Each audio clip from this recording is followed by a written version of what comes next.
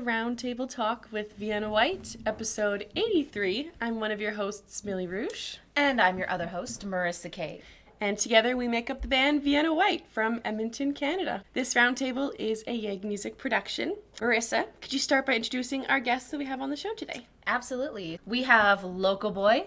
Hey. Tia Burke. Hello. Jack Devlin. Hey. Dove Lee. What's up? Anya O'Boyle. Hi. And Vulpines. Hey. Welcome to the show, everyone. We're so happy to have you on today. Yeah. So we're going to go around the room. We're going to give you guys a chance to introduce yourself to our fans. Yes. So, Local Boy, let's start with you. Hi everyone, I'm Local Boy. I've been doing music for a good few years now. I guess people often call my music bedroom pop, would be the kind of genre that I fall into, I guess. So I'm with a music label called Burner Records. That's me and some friends of mine started up. Yeah, I've got an EP out there called Local Boy Ruins Everything EP. It's doing all right. I think I got a collaboration I did with another act, Tebby Rex. We got on an ad for Air, which is like our electricity provider over here in Ireland. So it's been going good, except it's hard to keep things creative in quarantine at times. I'm sure everybody else has experienced the same kind of thing. Yeah, that's basically it. New music coming soon as the beginning of next year. So Tia, let's hear from you next. Hi, my name is Tia Burke. I go under Tia Burke Music. I'm 19 years old. I've been playing music for about 6 years now. So yeah, about 6 years, since I'm about 13 or 14. I write kind of pop. I say it's pop music with a bit of rock as well. And I have bandmates called Dermot and Killian who play bass and drums with me. I just released a single in July and it's called Spinning in Circles, and it's doing well on local radio. It got onto the daytime playlist. I was really happy with that. Fantastic. Thank you so much for sharing. Jack, can we get you next? Hey, how's it going? Yeah, I'm Jack Devlin. I am a singer-songwriter from Northern Ireland. I sort of play folk, rock, pop, or indie pop, I would say, more so. Yeah, I've been just playing music for a few years. Released my first single recently in August. Yeah, plan on releasing much more music throughout next year. Dove, can we hear from you? Hey, my name is Dove Lee. I'm from Tullamore, but I'm living up in Dublin now, in the Big Smoke. I'm like a folk and blues rock artist. I kind of transitioned from softer stuff to maybe a little bit heavier stuff in the past year. Maybe during lockdown, I just got a bit darker. I play with a 3-piece as a power trio now. So myself on guitar and singing, drummer and a bassist. And I'm releasing a single on the 20th of this month, in 20th of November. Incredible. Thank you so much for sharing. Anya, can we hear from you? Hi, yeah, I'm Anya O'Boyle, so I'm from Donegal. Hopefully I'll be back in Dublin post-lockdown. We'll see how everything goes. I'm a singer-songwriter. I've been writing for years, composing for years, but only since quarantine really has it all taken off. I have left my job and I'm now pursuing music composition for games. My EP Prosecco Drunk came out in April and it did well enough. We're always looking to do better, and I currently have a new song out called Heart Attack, which is kind of a little play on Camel Fat's new album, so check it out. Love it. Lastly, Vulpines, can we hear from you? So my name's Molly, and Vulpines is a 2-piece band, so Kaz couldn't make it today, unfortunately. So I sing and play guitar and Kaz drums, and we've been together for about nearly 4 years. We just released our 3rd EP called Us Against Them. Yeah, lockdown cancelled all our gigs and festivals. Everyone's in the same boat. We've been writing away, practicing as much as we can. Whenever the government restrictions allow us to meet up, we can practice then. So yeah, that's me. Yeah, definitely something that we're all familiar with. Yes. So we all share the same struggle right now. Thank you so much, everyone, for sharing. We're going to dive into our topic of today. Our topic of the day, if you haven't noticed already, is music from Ireland, which is so exciting. We were very, very excited for this show. We would have brought our Guinness, but no. But it's 10 a.m. here. It's 10 a.m. It's too early. That's socially unacceptable here, apparently. So our first question we're going to start off with today is Ireland is around a 5 million population, which is relatively low when you compare it to a country like the USA, for example.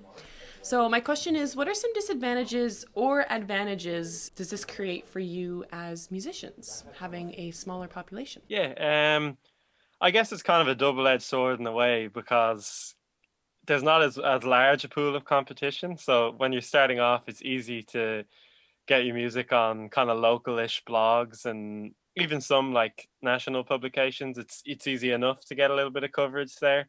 But the smaller population also kind of means that we don't have that strong a native infrastructure supporting musicians, and we don't have that many outlets and avenues you can go to especially make money, off your music. So, oftentimes we'd have to kind of rely on international infrastructure, to make it on a larger scale, I'd say. But yeah, in terms of supporting artists, like local publications are great, and I think we do have a good kind of local media sphere. So I'd say that's the main advantage, and yeah, the main drawback is larger infrastructure would be nice. That's usually the answers that we get when it's always a smaller community. It's always easier to stand out. Do you find that there's a little bit more pressure to promote locally than it is to try to branch out? Yeah, in some ways. I mean, it's a hard kind of thing to balance. Like, I definitely, in some ways, it's easier just because it's a small country. So I know it's a kind of stereotype, but everybody kind of does know everyone, especially in the music scene. So in a way, it's easy to get promotion on a local level. But for my own attempts, yeah, to get more traction internationally, it's definitely a lot harder. I'd say it is kind of necessary if you want to make revenue, say off streaming, or enough revenue to pay the bills, especially as most of us know, rent in Ireland is extortionate, so especially in Dublin. Yeah, I mean, it's hard, but it's, we love to do it. What can we say? I think platforms like TikTok as well have definitely made it easier for you to get an international reach. So like, for example, we only have like maybe, I don't know, not even 1 million, I'd say, base users of TikTok. But if you get a video that goes viral, you tend to be reaching like America, Canada, the UK. So, I mean, that's really great for places like Ireland where it is a little bit harder to get that international stage. That's true, yeah. Hope to see you all on TikTok. I've been trying. It's hard. It's hard. I don't know how to go viral on there. I've been making my attempts. It's not that hard. Swing, snap, rock. Yeah, you have to dance. Yeah. I gotta get a dance. I think that kind of, since it's so small, like everyone kind of, like in this Irish music scene, there's definitely like someone knows somebody. Like I know Dove from gigging, and I've seen Full Pines live, and like I'm sure like everyone else has connections with other people that I've met through gigs, and I like that about it because it's like a nice kind of community and everyone kind of supports each other and sticks up for each other. I like the festival scene in Ireland. Like it can be a bit more difficult to get into perform, but there's a lot of like independent festivals as well that help out artists and all that, which is great. But for more like international reach, it is a bit harder because as well, like we're an island, we can't just drive to Germany, or like we have to get flights or ferries to tour or anything like that as well, which makes it more expensive. Yeah, I think one of the disadvantages is, if you lived in England or Germany, you could tour the whole country. You'd still wouldn't have played everywhere. But in Ireland, it's so small, so you could tour Ireland in a week. So you could play Dublin, Limerick, Galway, Cork, maybe Northern Ireland, and then you wouldn't really be able to do that for another year or so because, you don't want to be always playing the same venues like every week. People will get bored of you. So it's because it's such a small island, you can't really go touring it when you live here. It can get quite saturated if you keep playing the same place. Yeah. You have to kind of, it's hard to figure out like what's the right amount to do this. The Irish Sea is like the most expensive piece of water in the world to cross. It's like it's like 400 quid to drive your car across. So if you want to go over to Union to a tour, like it's just not feasible really unless you have a good international following. Like, so yeah, as I said, it's kind of hard to breach out, I suppose.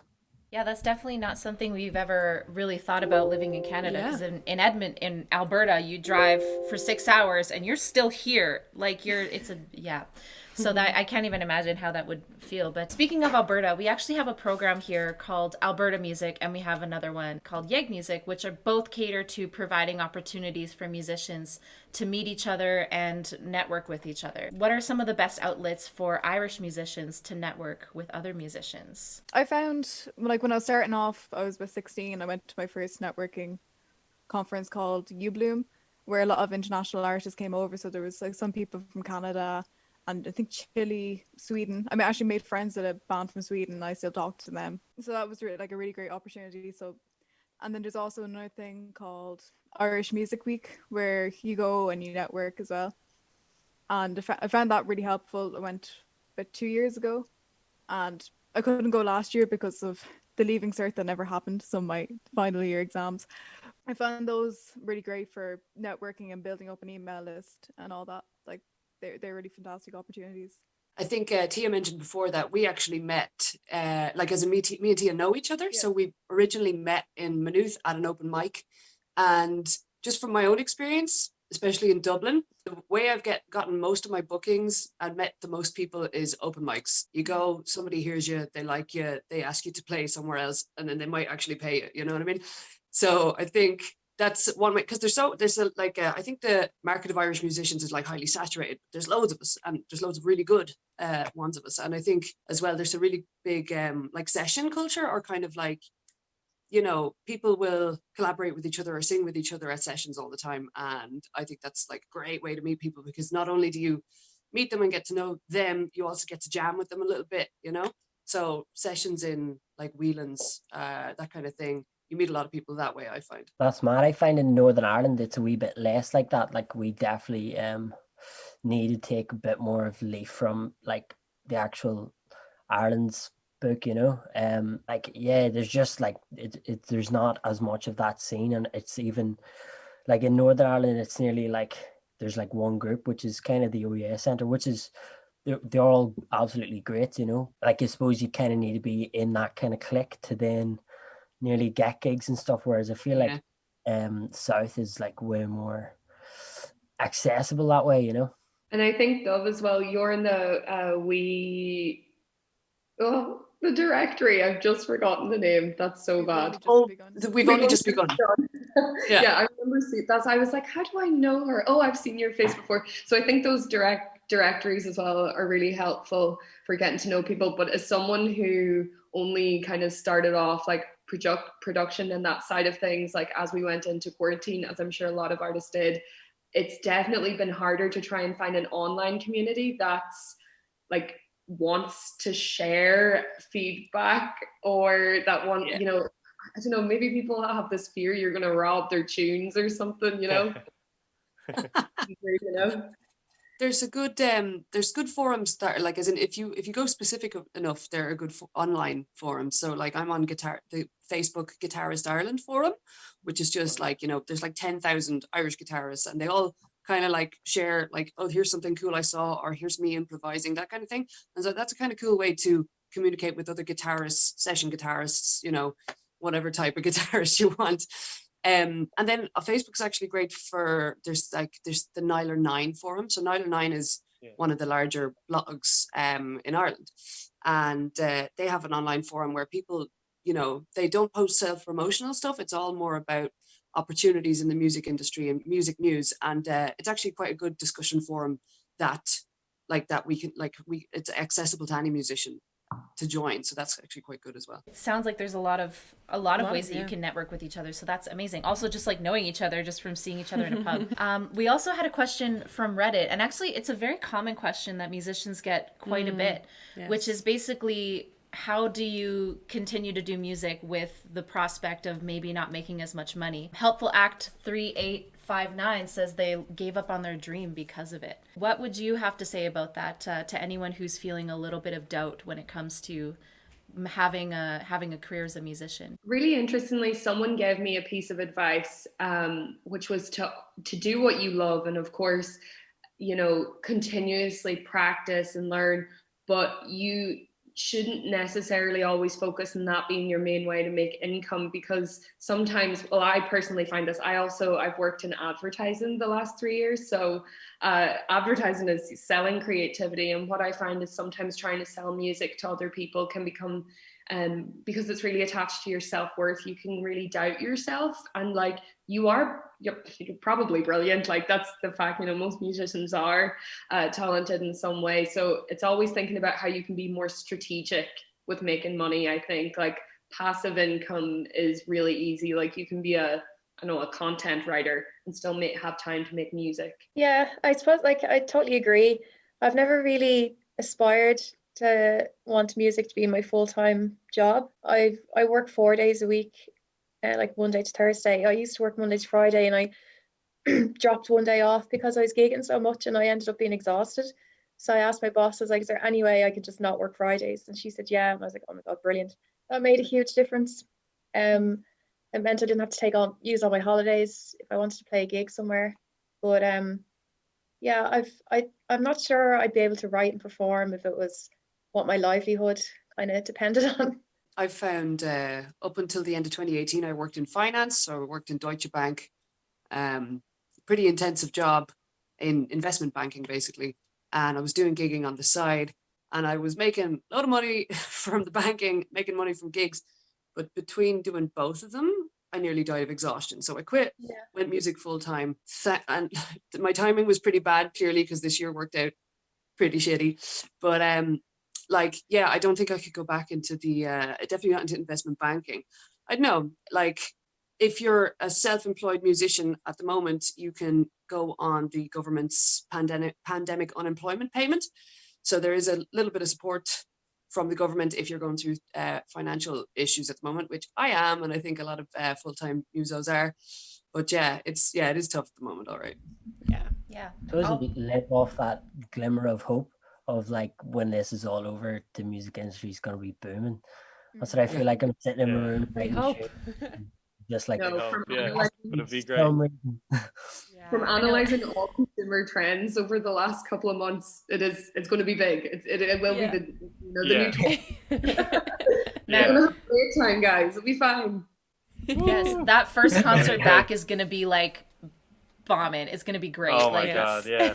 So I actually want to ask a question, and this kind of has some history to Ireland, but the Irish harp is actually featured on the euro coin for Ireland. So obviously music is deeply rooted in the Irish culture. So do you find that this love for music is shared by your family and friends? And this kind of has to do with what we were just talking about. But when it comes to your choice to pursue a career in music, do you find your friends and family are as supportive as this choice as you guys are? I see everyone's face like, whoa.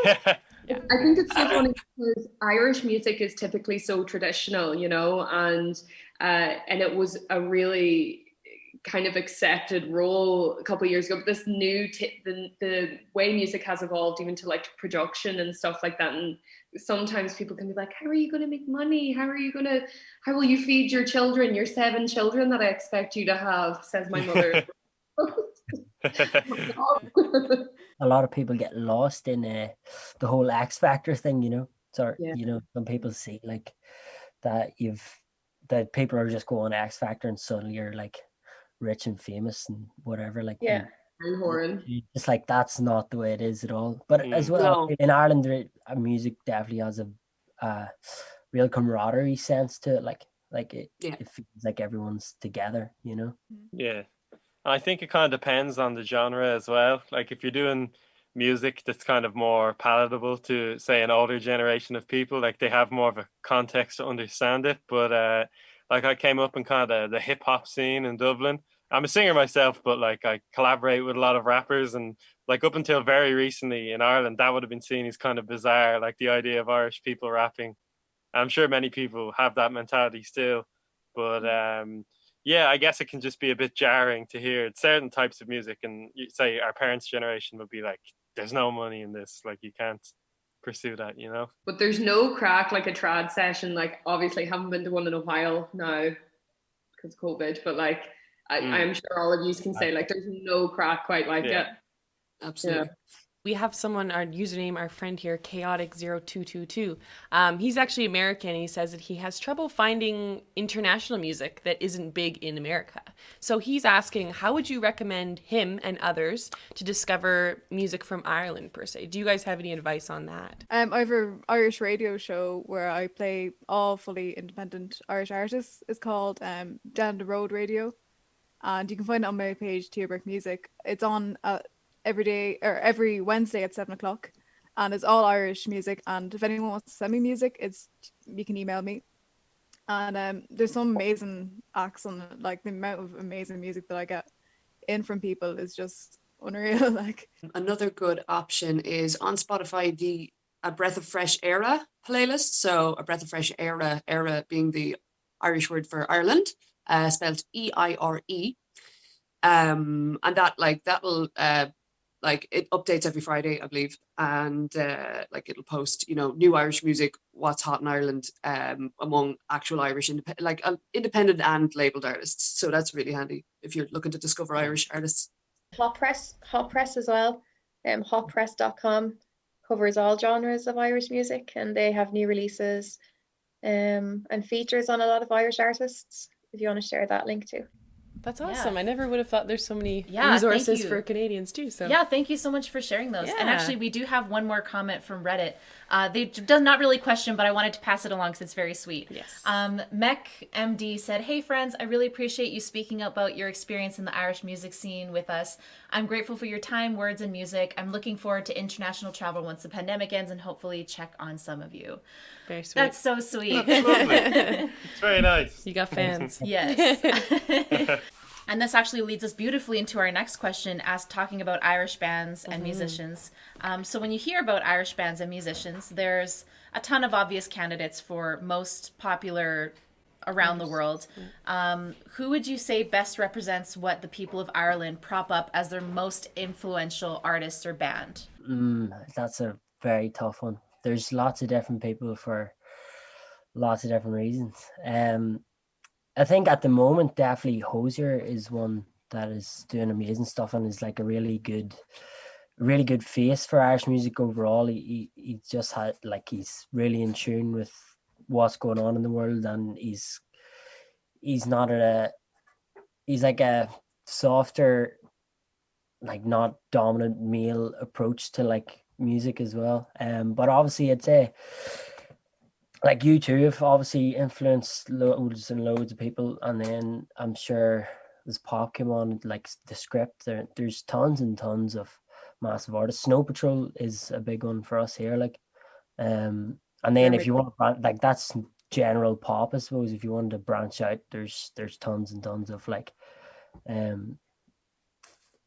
more Irish traditional kind of people, like the Wolf Tones and stuff like that, That's funny. I had no idea Snow Patrol was an Irish band. That's amazing. and yeah, for like, if you think of for like a wider, she's not traditional Irish, but she kind of takes like that Celtic kind of team. So like I would say Enya would be massive, and not many people would know who she is, but you've definitely heard her stuff in like films or TV or anything. Yeah, I was thinking Enya as well. Yeah. Or the Cranberries. Oh, the Cranberries. Yeah, I was going to say Cranberries are Cranberries. great, yeah. Cloris O'Riordan. Sinead O'Connor. Oh my God, of course. Absolutely, yeah. There's an artist called Lyra, and I've seen her play a couple of times. She's has a voice like Florence Welsh, amazing, but she really has some of that like Sean-Os kind of tied into her operatic style, and it's really amazing to hear that hint of Irish in such a fine-tuned way. But I would see like her and Dermot Kennedy as being like or like Denise Chaila and like Kojak. Like I see them, this new evolution of music from Ireland it's really its own genre, and it's really great to see people not being like, oh, that's the UK's little cousin. Like, no, country.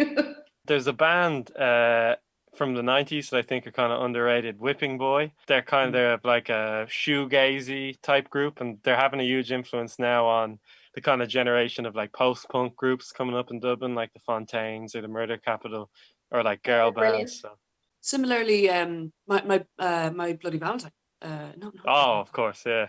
Kevin Shields, the greatest. Loveless was like hugely influential in shoegaze, and like to this day is, so across genres, there's been, massive internationally significant Irish art, yeah. Or Thin Lizzy. Is that going back too far? Yeah. Lizzy, yeah. Definitely. It's so funny because many. like we know that there's so many Irish artists, but like we never realize it, which is amazing. Yeah. And I want to go back to, I think it was Dove, you were mentioning how like certain artists, like certain huge artists are kind of bringing in that traditional, like almost like a little traditional like flavor to their music.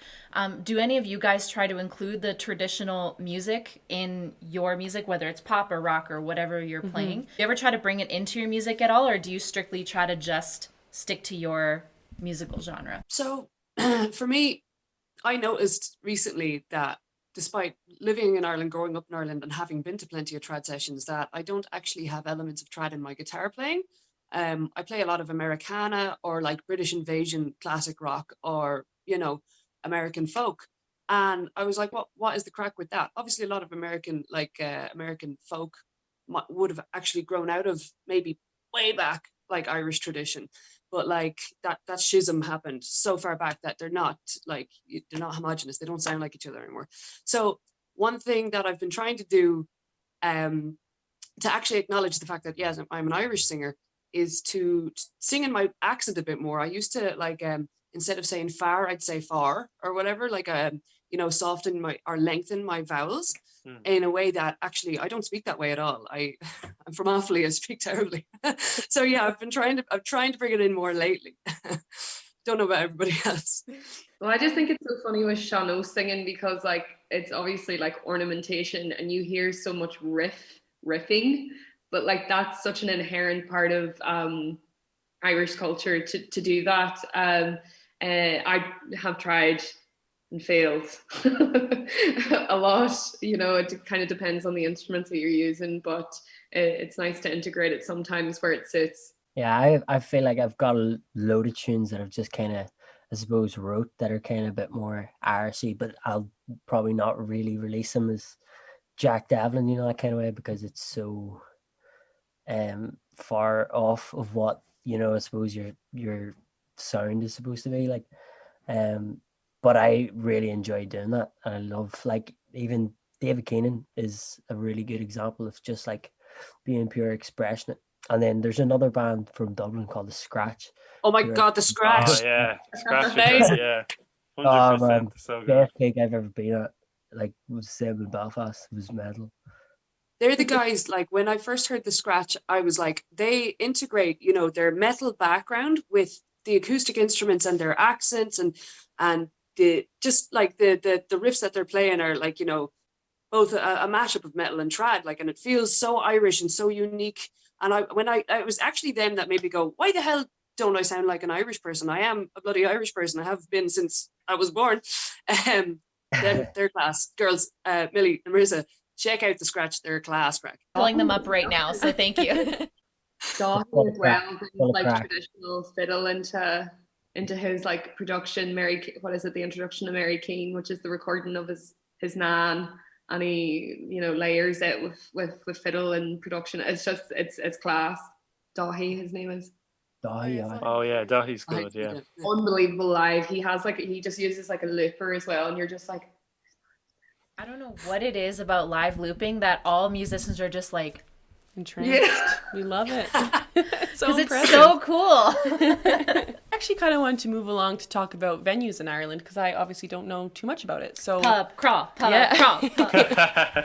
in Canada, we have most of our local music events at cafes or music bar venues or just bars in general. So if we were to come to Ireland and venture out for a night out to see local music, what would it usually look like, and where would we find the best live music in your guys' opinions? So I can only really speak to Dublin, maybe Maynooth, where I went to university, and Tullamore, where I'm from. But in Dublin, if you want to hear good live music, Whelan's is always a good shout. Depending on the day of the week, there'll be something else going on. On a Monday, there's this class thing called the Song Cycle, where singer-songwriters will come together and they'll sing with each other, and everybody has to be real quiet. They have upstairs gigs with, like, you know, young and emerging bands. And then in their large room, they'll have, you know, like, they'll have international touring bands that maybe aren't huge, but that are, like, you know, doing well as, you know, people that are kind of legends on the Irish scene. Like, on a Sunday night, for example, in their front window, you can see Mick Pyro from what was Mick Pyro's band again? Republic of Loose. Republic of Loose. Like, just My hero, I love him. absolutely tearing it on, like, playing blues, like, so that's amazing. Whelan's is a good one. Workman's is good. They're all fucking closed. In Maynooth, there used to be this place called the Loft that me and Tia would play. And in Tullamore, like nobody goes to Tullamore. Tullamore's tiny. I can't talk about Tullamore. So yeah, that's what I know about Dublin. I find Ruby Sessions is another Yeah, really, yeah. really good. Underground. Shinee is a good venue as well in Dublin. I think like a lot of venues around Ireland that we've played are pubs during the day, and then they have a little room upstairs that they turn into the venue late at night. Galway. Yeah, Mm. Roisin Roisin Dove. Yeah. Oh my god, Yeah. that's my Donegal Irish. Fiddlers for more rock music and stuff as well. I like Sugar Club as well. It's good Yeah, in it's Dublin. Yeah. I suppose Northern Ireland would have a few different ones in as well. I suppose like there's the Music Centre. It's great for that as it's kind of the base, but then there's a bunch of other venues that are like the Voodoo, the Black the Box, Limelight as well. Limelight. Yeah, Limelight is a great one, but they for that I suppose that's more for bigger bands. But I feel like something like that that has that merging between these big bands and like smaller bands is like the perfect balance of a place where I feel like we don't quite have that yet in Northern Ireland anyway. Yeah. Don't you feel like a lot of like the experiences with musicians as well kind of threat like independence is like definitely threatening with the like festivals, like the more like Drops Everything or Altogether now, Body and Soul. It gives a better platform, I think, and better reach to musicians and up and coming musicians too. Well, and all those different kinds of venues, like they sound incredible, and like the balance between the small acts and the large acts, like obviously I think everywhere that could definitely be more balanced, even in our city as well. I'm curious to know about buskers, if there's a lot of like busking going around. Because I mean I've heard of it in like movies and TV shows. That's what we see in Canada. We're like, oh, a busker in Ireland, yeah, that's pretty normal. Is it in Ireland? Yeah, they're everywhere. Recently did a busk tour of Ireland with my band, and it was the best crack ever. So, although Dublin is hard work being a band because you need like permits and all that kind of crack, but like Galway was mad, and we even went to Westport and or Sligo, and then finished in Belfast. And I found if you go to some of the smaller towns, it's easier to make money sometimes because there's a lot of competition in Dublin. I went and busked in Kilkenny once, and like people were way more receptive to it because there wasn't all this competition on the street. And yeah, the thing what that happened with Dublin recently was, I think 2 years ago now, it was you could just go and busk, and you could busk amplified or whatever, and then the county council, the DCC brought in like that you had to have a license in order to busk. So if you want to busk amplified, you have to pay more. So it's like 90 quid a year. You have to renew your license yearly. And it's just created another like small barrier to people that want to just go out and busk. And it was done for the benefit of business owners, obviously to the detriment of musicians. So that's the kind of stuff our government pulls from time to time, you know. And that's like there's so many great buskers in Dublin, which is crazy, you know. Dublin is absolutely inundated, and it's all really like the level is so good, like, you know, you can see all sorts of different genres. It's constant, like there's always going to be somebody out on the street. There's a few restrictions now. We were told at the start of this last lockdown that we weren't supposed to be busking, basically. Yeah, because you're attracting crowds of people, like. Yeah, it's got like there is a massive busking culture over here, absolutely. I would never expect that from the businesses. Well, and that actually leads beautifully into our next question about live shows. So with live shows actually being absent right now, or very, very minimal at the moment, what other avenues of music do you think are getting a huge boost and are able to succeed in these stay-at-home times? I haven't had an opportunity to go live yet. You know, I haven't had an opportunity to gig live yet because, you know, for me, this is a much more recent excursion. But like, as I said before at the stop, like I do think that things, because music platforms have become so accessible, it is so easy to get your music in Spotify, like, you know, you can use DistroKid or CD Baby, you can like get your music on TikTok. It's just about trying to find entertainment that balance between entertainment with people while they're at home that doesn't make them feel like, oh, I can't watch this because I miss people so much, you know? Like live streams and stuff. Just Yeah. I remember after a while being like, yes, live streams were mint, and then like, man, just scrolling down every second when it was a live stream. I was like, which one do I pick? And then you just don't watch any. I think at the start of lockdown we saw a huge like like bubble of a load of people doing live streams and like on Instagram and Facebook, and it was great, really good. A lot of people doing fundraisers. The Ruby sessions were always, all of their nights are for raising funds, but they did a few really successful ones. And then I think everybody after like 2 months got sick of it. Like they were like, yeah, whatever. Absolutely. So people still kind of go live every every once in a while. I actually did a live show for Access Ballymun last night, like, and when you keep it a bit further and far between like that, it's good crack. But it's not an amazing replacement for the real deal, you know? And it won't replace it really, you know? It's we did an acoustic, like we're a really loud band. We're not really acoustic. We do play some acoustic gigs, but like few and far between. And we did one in my sitting room and it was just like, ugh, it's just like whatever. So unsatisfying. And then we did a session, like a proper like live band gig for extra.ie, and it was in a venue in town and there was just no one there. It was just us and the cameraman, and it was really weird, like playing that loud to an empty room. It's really weird. It's weird getting used to like speaking to the camera as well and like imagining there's a crowd there, and just like the worst is like I like to like I love to chat between the songs, but like telling jokes and just like looking into the like masked faces of the crew, you can't see any reaction. I'm like, this is sad. Every song is the scariest thing ever. When you play it, just like, I'm done. Okay. I need a moment to snap out of it here. Great answers. We were chatting about social media, of course, and how we've seen all of these live streams. And I think social media now has really become like the king when it comes to promotion for artists of all kinds, anywhere. So what are some common errors that you see musicians make? And what are some of your tricks that you find help you succeed on social media? Yeah, I do all our social media. Kaz just leaves me to it. Because I find it really interesting, even like different times of day when you post things, even though we both hate doing them. Sometimes we do live videos of just us chatting and just like explaining something that we have coming out, you know, that little bit more interactive rather than just throwing up a random picture.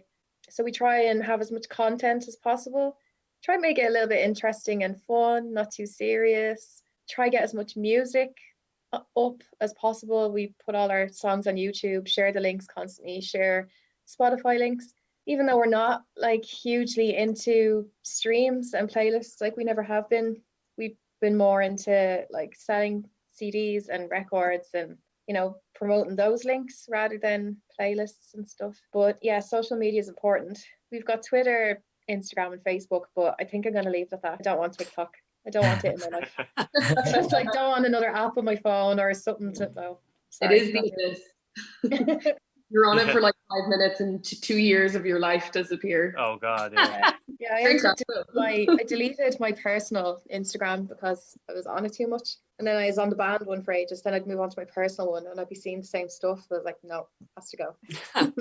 I find a lot of musicians kind of maybe fall into the trap of like trying to see what's working or, you know, with other people, and then nearly avoiding being themselves, you know, to their phone. Like they end up being someone completely different, really, and it doesn't seem like it follows through. And I think it's just like, you know, people watch whatever Lewis Capaldi and then they're like, sweet, let's try and be funny, and then sometimes they're just not that funny. Like, yeah, just be yourself. True. Like, just be yourself, I think is what I'm trying to say there. Be good, crack a crap joke, like just, you know, throw it up there. Just be yourself. One thing I've also found is that people will overshare or shout into the wind, or they will self-promote while not also engaging with the community that they want to actually care about their music. So it's like, if you're constantly seen to just be talking about yourself and just be me, I don't think people like that particularly.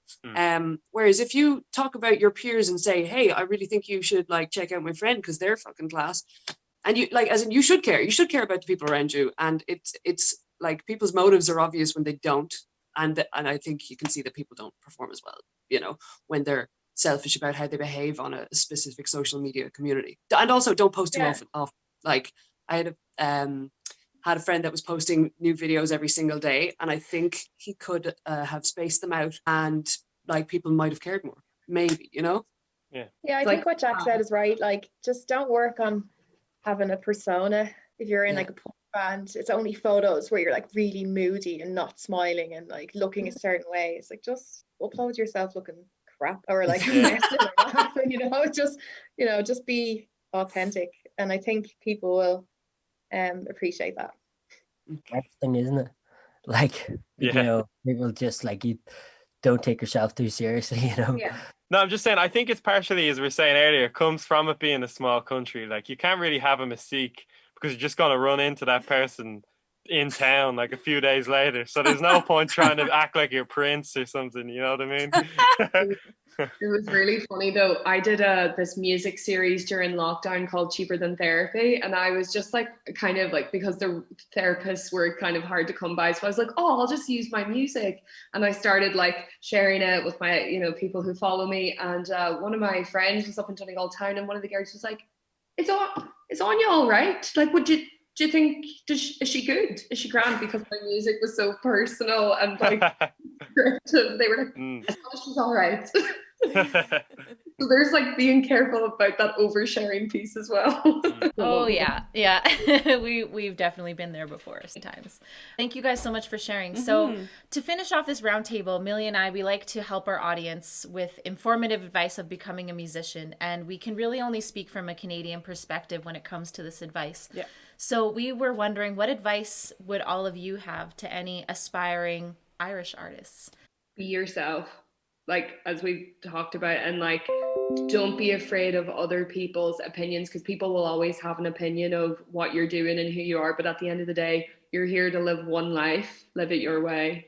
Yeah, I think just go for it. Like, really, just if you have an opportunity, just grab it and just go for it.